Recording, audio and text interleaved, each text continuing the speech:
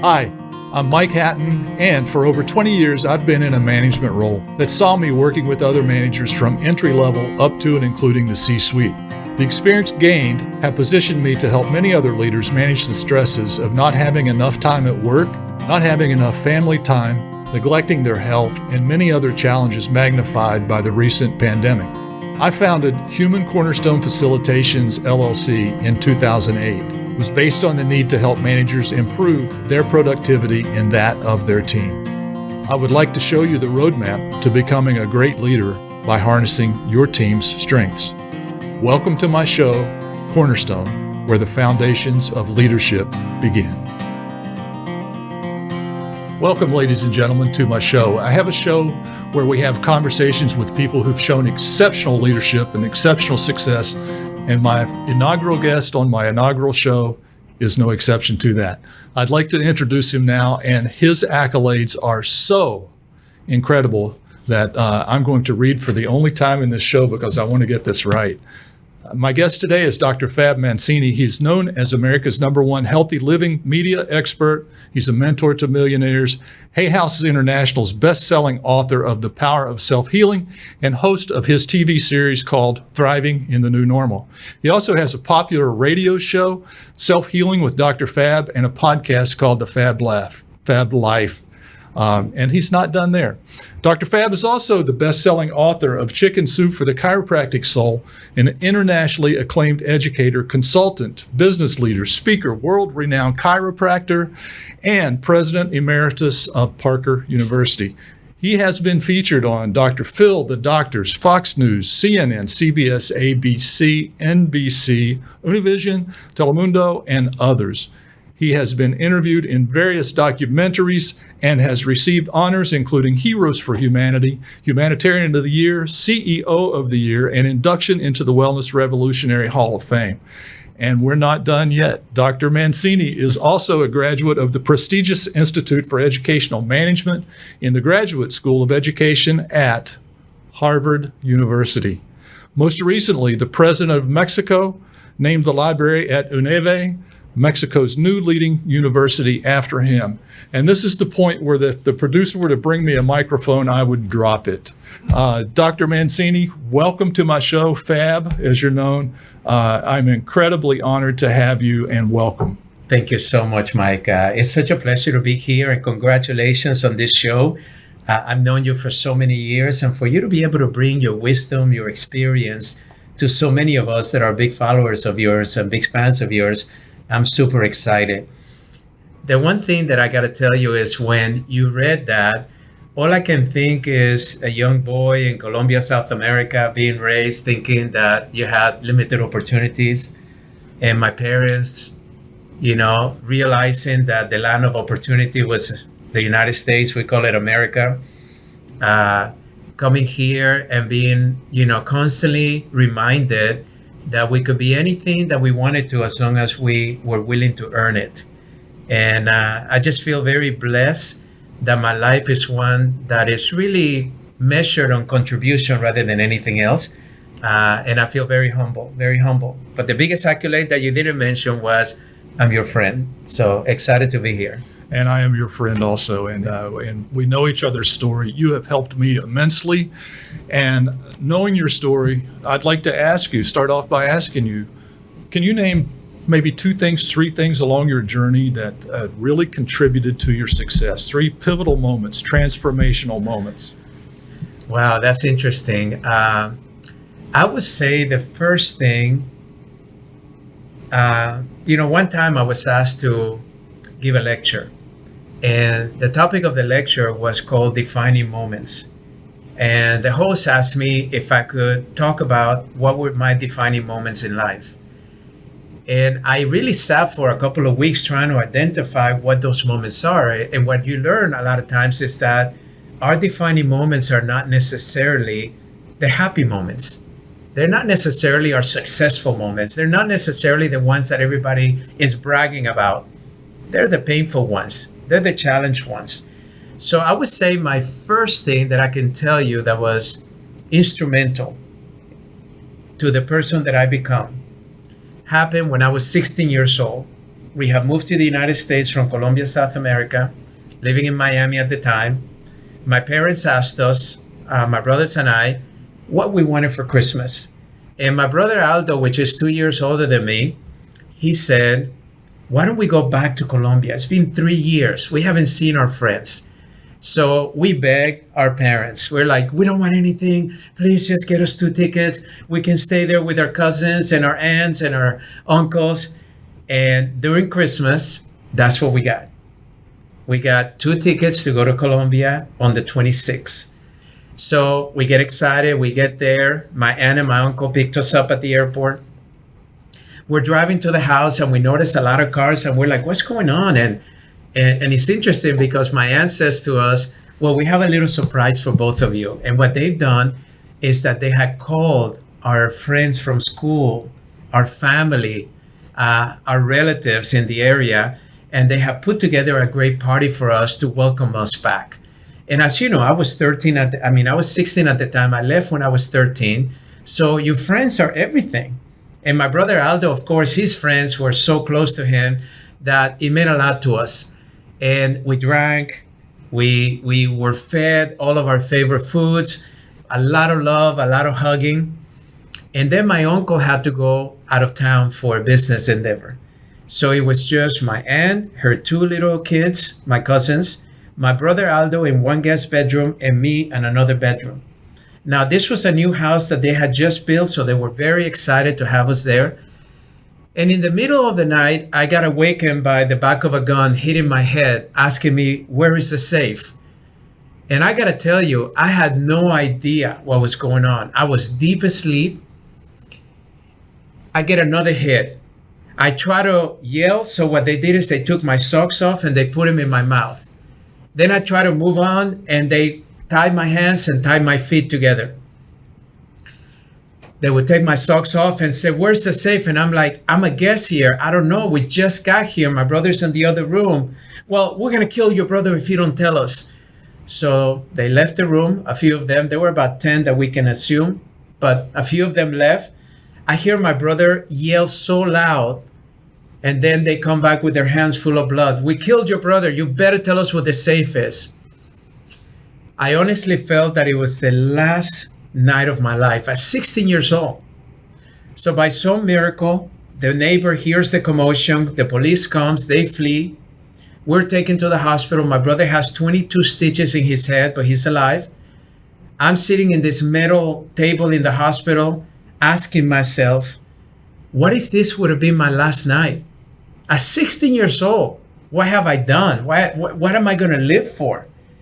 And I honestly felt that I got a second chance. And people talk about second chances a lot, but I got to tell you, for me, the commitment that I made to my life is that I would live my life with a sense of urgency. Like if I won't have tomorrow to rely on, that if I leave tonight and I go to sleep and I don't wake up, I'm not going to feel bad or guilty or frustrated or depressed. I'm actually going to be grateful. But if I happen to wake up in the morning and I get another day, then I'm going to be even more grateful because now I get an opportunity to actually do something great with my life. That was the foundation to the success of my life. The fact that now we recognize that the opportunity in life is in the moment. Right? It's not yesterday, it's not in the future, it's what I have with me right now. It's about taking responsibility for where you are and not always thinking that you want to be somewhere else or pretending that you're someone else or something that you're not. And that is something that I remind myself every single day. I'm going to be 56 now, so that's 40 years later that I've been living with that sense of urgency, which Eckhart Tolle wrote about in his book, The Power of Now, is that every opportunity that we have to make something of ourselves, to really do something great for others, relies in this moment right now. The question is, what are you going to do with that moment? Because no one else can do it for you. What are you going to do with it? That's an incredible story, and I've heard you tell that story before, and every time I hear it, it brings out things in me that I remember about how fortunate I am. And the main takeaways I get from that are the power of family and the power of connections. And I can say, I see you live that with your family. Every time your family always comes first, and you're such a giving man. That is absolutely a fantastic story. Well, And imagine this, Mike. Imagine if we only had 24 hours, right? Imagine how would we wake up in the morning? We will wake up early or late. If we happen to have someone next to us, and we're blessed to have that, are we going to get up early enough to let them know what they mean to us, to kiss on them, to tell them how much we love them, to tell them our lives would not be the same without them, to maybe even make love to them before we leave? Or are we going to get out of bed and rush out like we always do and get on with our days and never even bother to say that before we leave the house? And if we have children, are we going to get up early and make them their favorite breakfast and cuddle on them and waken them up gently? Or are we going to yell across the house, Johnny, you're going to be late to school? Or will we go to work, or are we going to call in sick because we're frustrated? Like the latest studies have said that over 75% of individuals dislike and are not engaged with their work. Are we one of those people? Or are we going to be excited to go to work and thank the people that allow us to work there, our bosses, our employees, our customers? Who we're going to call to forgive? Who we're going to call to say thank you to? What regrets have we lived with that we keep beating ourselves? The new science says that the average person has over 70,000 thoughts a day. 90% of those thoughts are the same thoughts we had the day before, and 80% of those thoughts are negative in nature. We got to stop beating ourselves up. So do something with this moment now. And that's really why that lesson is so powerful for me. that's absolutely amazing. There are so many stories, and this show would be 6 hours long if I got into all these stories. But there's another one that I always remember that I really liked, that I was so impressed. So as a young student at Parker University, you had a chance meeting. Well, it wasn't a chance meeting at all. You went to great lengths to set this up. But that ultimately led to you becoming the CEO of Parker. Would you like to share that story with us? Well, it's interesting because I've always been taught that in life we should have what is called initiative. Don't wait until somebody tells you to do something for you to make a contribution. Go ahead and make it regardless of the outcome. So I was a young student at Parker, and there were two things that I noticed needed to be done that were not being done. Number one is that the tours of our campus was done by employees of the admissions department. And I kept saying to myself, who better than a student to actually tell me about this school, the sacrifices you make, the long hours, the amount of intensity of the studying, all the things that you're going to go through. Who better than the student? That was the first one. And then second one is that Dr. Parker, which was our CEO, and he was actually one of the most successful chiropractors that ever lived, very busy man, managed 3 big companies. He had these seminars that he was training chiropractors how to be successful. And I went to my first seminar as a student, and I realized that they were not inviting students to go there. So what happened was that I said, we need to invite our students, because when else are you going to change your mindset as to what success potential you have than when you're a student? Their philosophy was graduating from school, let them fail 1 or 2 years in practice, and then they'll be open to learn how to be successful. And I'm like, I don't want to be unsuccessful for 2 years. I want to learn what to do now. So anyway, like you said, I tried to set up an appointment with our president.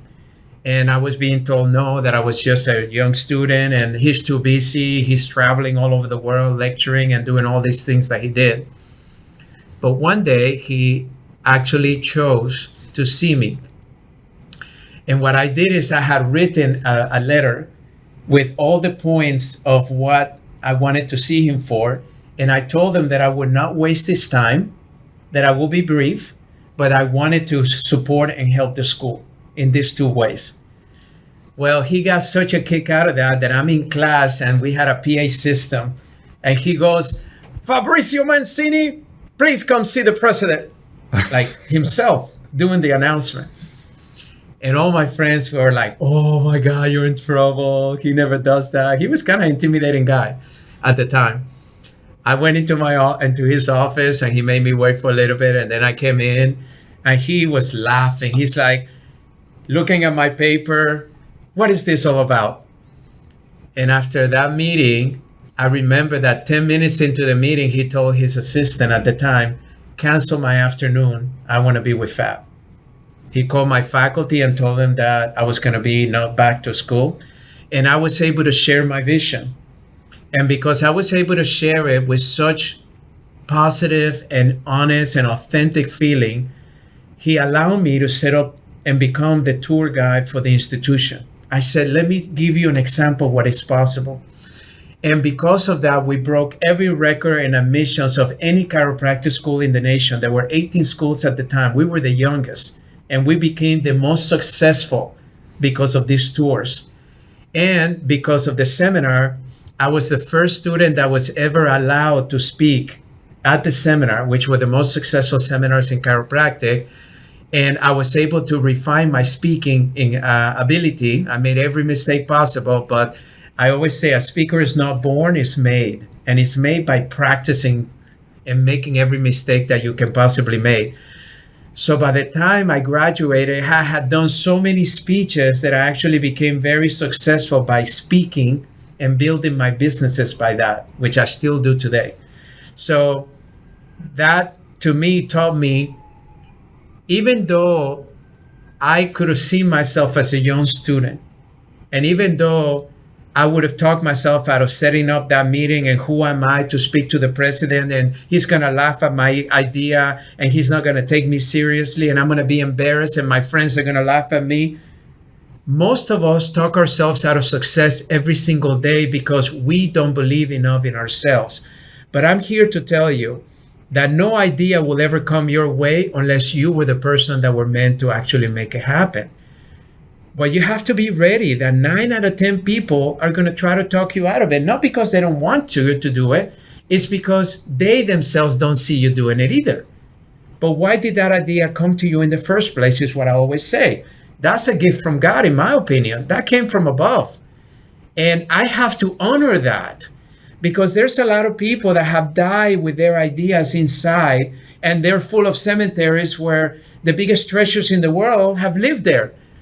The potential Picassos that never decided to paint because their parents told them that looks awful. There's no money in being an artist. Or maybe the people that will create symphonies, or maybe the future leaders of the world. And that's when I realized that you have to be true to whatever what comes to you as an idea. And you have to allow yourself that even if you're uncomfortable, live up to those ideas because they are no mistakes. If they came to you, it's because you're the one to make them happen.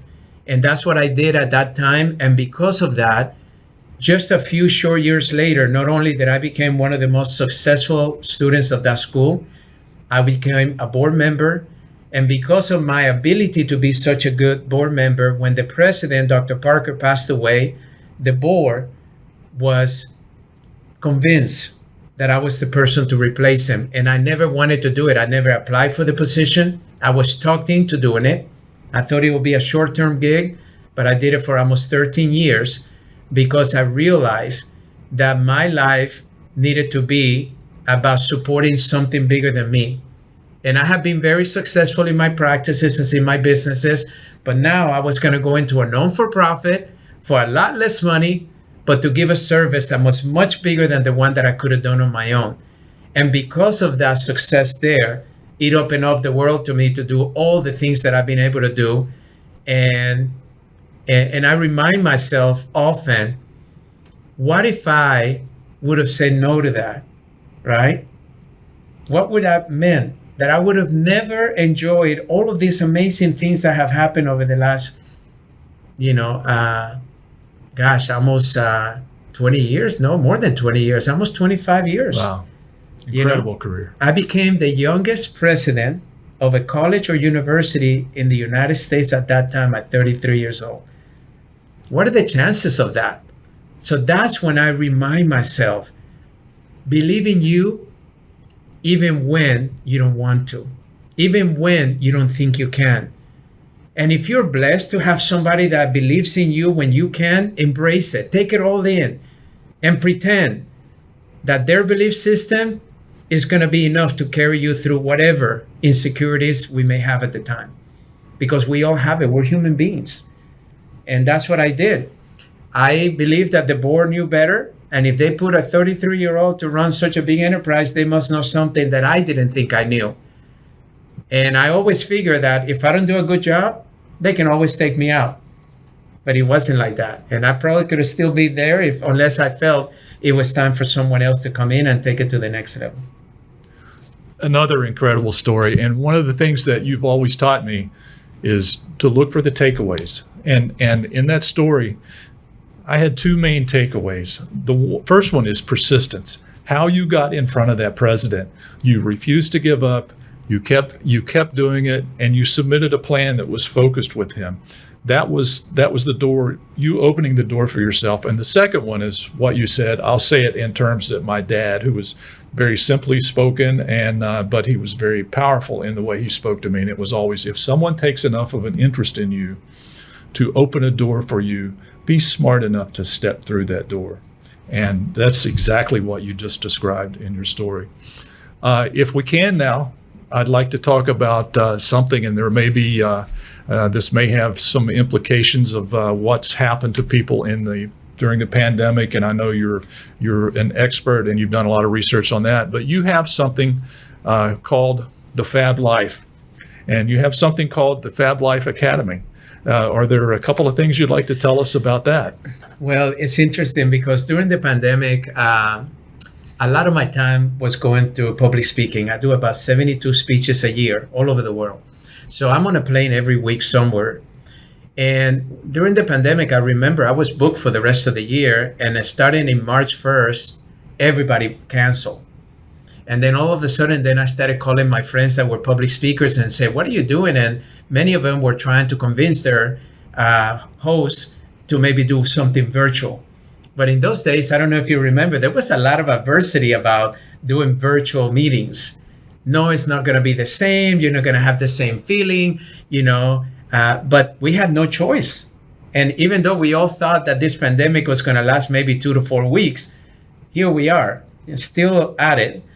So what happened during that time is that I had a little bit of a downtime that I hadn't had before.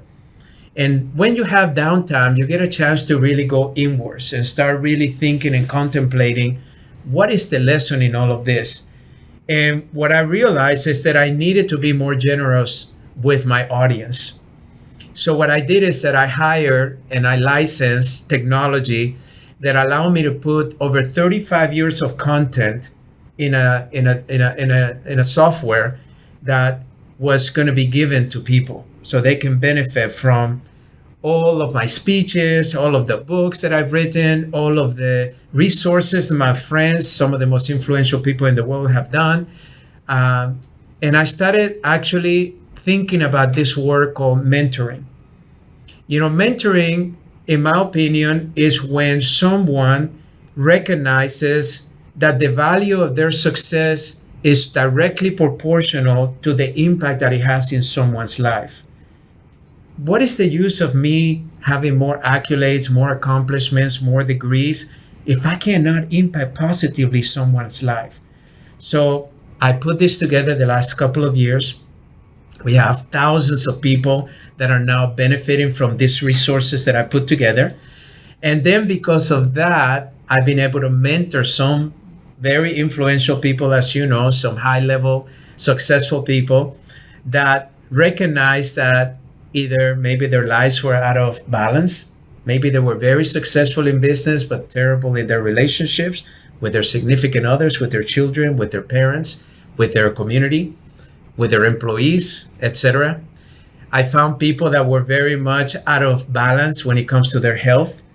And the pandemic has made them realize that what's the use of having all this money when I'm going to be stuck and maybe be one of those individuals that is a candidate for the pandemic being something very risky, and I may end up in a respirator or in a hospital emergency room. I found also people that were in the verge of divorces that wanted to mentor about how do I repair my relationship And in order to do that, you got to stop pointing fingers and you got to start looking inside of you and go back in time to see what experiences have happened that have led me to respond to things in a way that may not be very constructive. And now that's one of the businesses that I have that have really helped a lot of people that I'm very excited about, because the most exciting one is the one that I give away, because that's the one that I believe that I want hundreds of thousands of people to benefit from those resources. And all they have to do is go to my webpage and they can sign up for it for free. And the other one is for somebody that really needs a little bit more hand holding, and I don't limit it in time. They can do month to month. Is if you need it, we're going to identify the top 3 priorities that we're going to work in this next 30 days. And if we identify that I can be of service to you, then let's go forward and we'll start working immediately on those 3 priorities.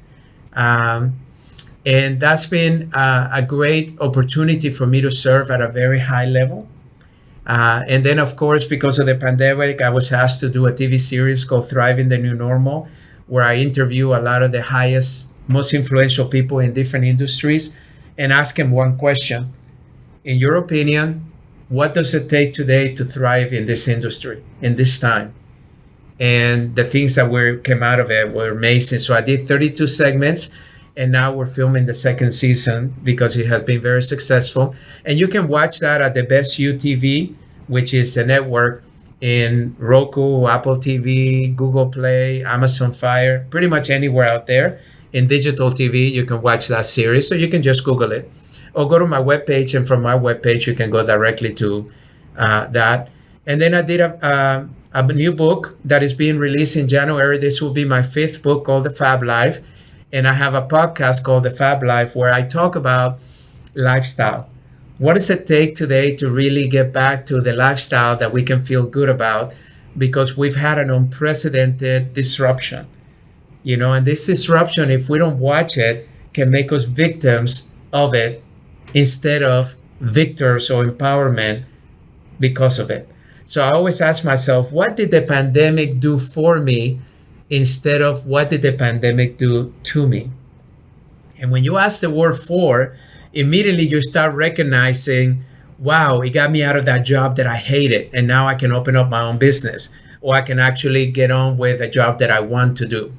Or it got me out of that relationship that was toxic or abusive, and now I don't put up with that anymore, and now I'm seeking a healthier relationship. Or it got me to work on my health instead of always putting that as an excuse, and I've lost 40 pounds because I'm eating healthy or exercising a little bit more often. Or it got me to stop being so pessimistic and negative and maybe realize that I need to work on my personal development. And now I'm a much better, happier person because of it. So what did the pandemic do for me is the question we need to be asking. So that's really what I've been called to do at this time. And I've been very blessed to be able to recognize that when you're called to do something, you just do it. You don't try to talk yourself out of it. You don't make excuses, because remember, all I have is this 24 hours, right? And if I don't do something constructive with them, then it's going to be very hard to live with myself, understanding life the way I do it now. What an incredible way to frame that. And again, takeaways. I always look for takeaways in everything you've ever said to me and ever done. And you've been such an incredible friend and mentor. And I've gotten so many things from you, and you have so many resources. This man has resources for book writing. He can connect you with anything you're trying to do. You've helped me with the technology side of my business that I'm starting, and all of that. The takeaway that I get from what he just said was gratitude. Find the gratitude in everything. In if something bad happens to you, and there are some tragic things happen to people, I know that. But find the gratitude in that and act on it and use that for your own benefit. And with that, I'd like to say that, first of all, we'll put your website up. He mentioned his website. We will put that up. We'll put a link to that on here. And as we close out, I would like to say just thank you so much for being, like I said, the inaugural guest on my inaugural show. You're the most caring and giving man I can imagine. Thank you so much for everything you've done for me. And thank you for watching my show. And if you find yourself ever feeling like you're stressed, like you don't have enough time as a leader, or if you don't have enough time to spend with your family, or if you're wondering if your team is feeling like you give them all your time, you don't have to live in that world. If I can help you in any way, you can contact me at thegrowthfacilitator.com, or you can email me directly at mike@thegrowthfacilitator.com. We'll put the link up for that also. And Dr. Mancini, thank you so much. Well, I feel like I need to be the one thanking you for not only your friendship, but also the fact that I've seen you be so effective in helping so many people that are struggling with what you've already surpassed. And that to me is a real valuable life. The fact that you're at this stage in your life where you can just play golf every day, and I know you love to play golf, or you can decide, you know what, I've learned some lessons that some people out there can benefit from, and I want to make sure that they can either fast track or accelerate or decrease their suffering and be able to solve whatever challenges they're having based on your experience. So you've helped me personally, and you've helped many of my clients, as you know.